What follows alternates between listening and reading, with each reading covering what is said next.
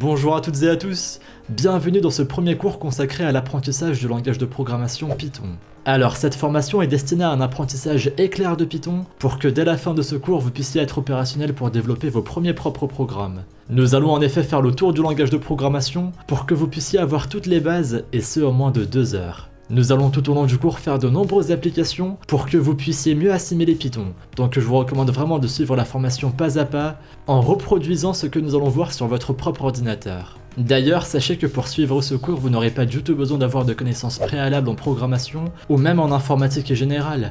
Nous allons tout voir ensemble de A à Z, c'est-à-dire de l'installation de Python sur votre ordinateur à l'écriture de nos premiers programmes. Pour vous parler un peu de Python, il s'agit d'un langage de programmation qui a été propulsé en 1991 et aujourd'hui il est l'un des langages de programmation les plus populaires et les plus utilisés au monde. On estime d'ailleurs qu'il va rester l'un des langages de programmation les plus utilisés encore dans le futur. Donc ça peut être très stratégique de savoir le maîtriser pour son parcours professionnel ou bien même pour son apprentissage personnel. Vous allez voir qu'on peut faire tout un tas de choses avec Python. Et c'est un langage qui est applicable dans de nombreux domaines, comme la création d'applications, la data science, c'est utilisé dans le milieu scientifique, c'est utilisé pour le web, bref, les domaines d'application sont très nombreux. Donc on peut vraiment voir l'apprentissage du langage Python comme un investissement sur soi-même et pour le long terme.